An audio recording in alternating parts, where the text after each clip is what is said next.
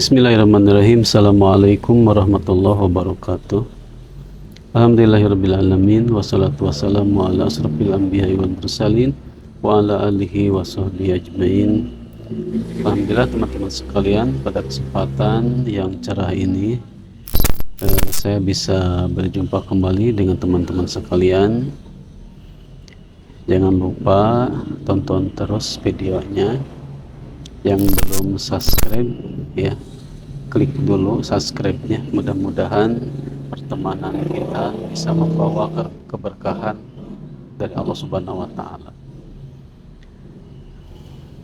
Saya ingin berbagi sedikit pengalaman ya tentang kesembuhan melalui ruqyah syariah atau kesembuhan melalui doa-doa.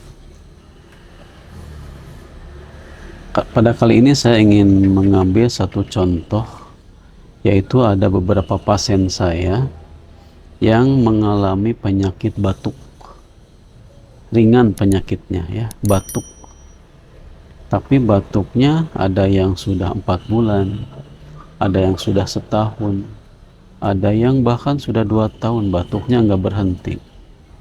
Kemudian ada juga salah satu keanehannya, salah seorangnya batuknya selalu pas di waktu adzan, pas mau sholat, batuk nggak berhenti. Jadi ketika ada penyakit yang kambuhnya di waktu-waktu tertentu, khususnya di waktu ibadah, itu adalah indikasi bahwa penyakit tersebut dari gangguan jin, bukan medis. Apalagi ketika diobati secara medis ya, datang ke dokter atau ke rumah sakit, tidak diketemukan penyakitnya, sudah batuk berbulan-bulan dianggap sehat ya, dianggap tidak ada penyakitnya, semua pemeriksaannya bagus, atau terdeteksi oleh diagnosa medis kemudian diobatin tapi tidak kunjung sembuh. Setidaknya ada 4 orang yang pernah saya ruqyah dengan gejalanya batuk.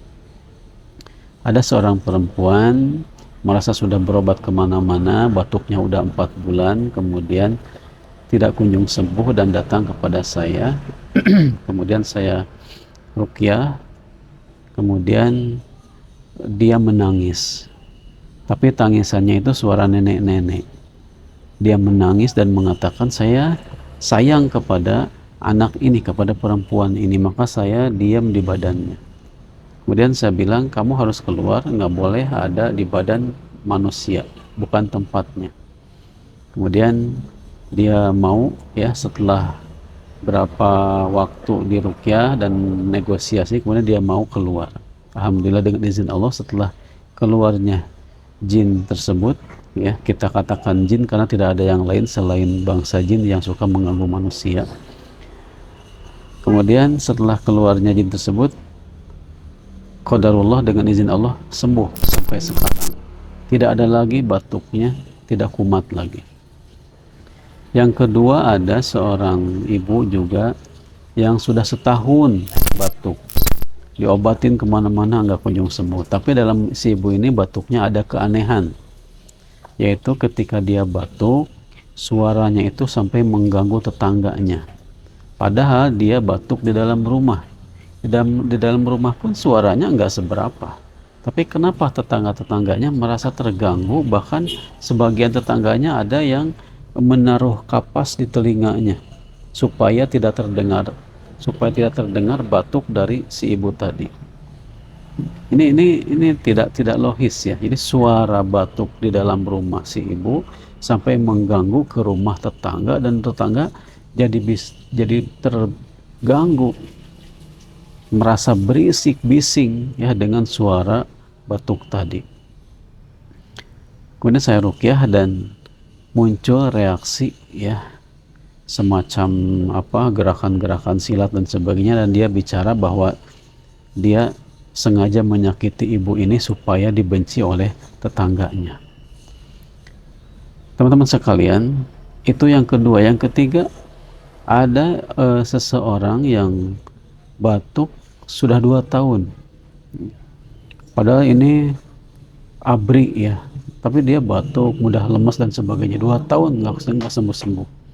Kemudian ketika diruqyah muncul reaksi batuk yang sangat hebat, batuk yang sangat keras, sampai dia yang asalnya posisi duduk kemudian dia terjatuh sampai terjatuh sambil muntah-muntah.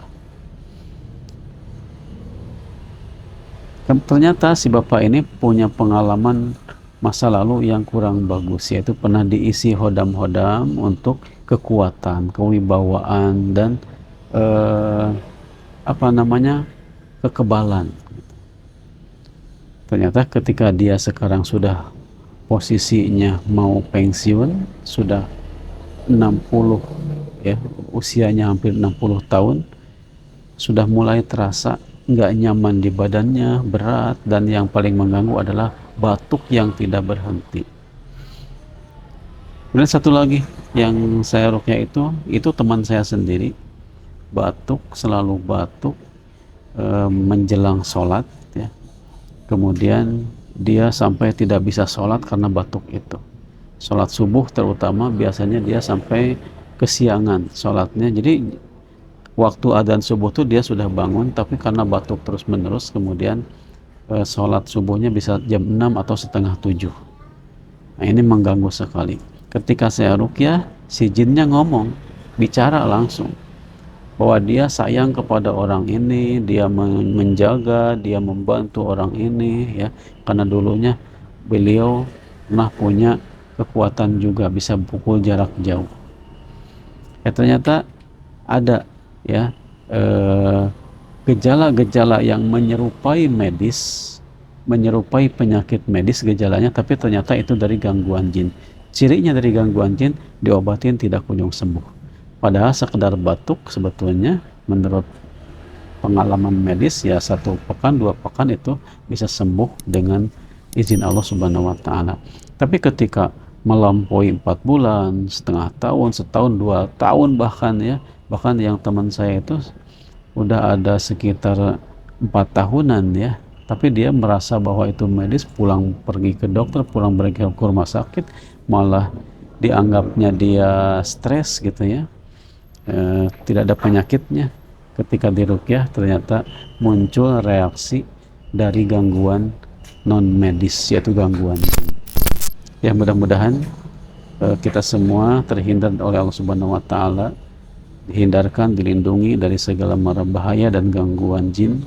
Kemudian kita semua diberikan kesehatan dan keistiqomahan untuk beribadah kepada Allah Subhanahu wa taala, dan kita mesti mewaspadai bahaya dari manapun datangnya, secara manusiawi, secara logis ataupun secara yang tidak logis, yaitu dari gangguan-gangguan setan. Demikian teman-teman sekalian, kita harus meyakini bahwa Allah telah memberikan kepada kita penawar obat ya, kesembuhan, syifaun ya, yaitu berupa Al-Quran. Berdoalah dengan doa-doa Rasulullah, bacakanlah Al-Quran untuk ibadah dan untuk kesembuhan, insya Allah akan membawa berkah kepada kita semua. Barakallahu fikum. Wassalamualaikum warahmatullahi wabarakatuh.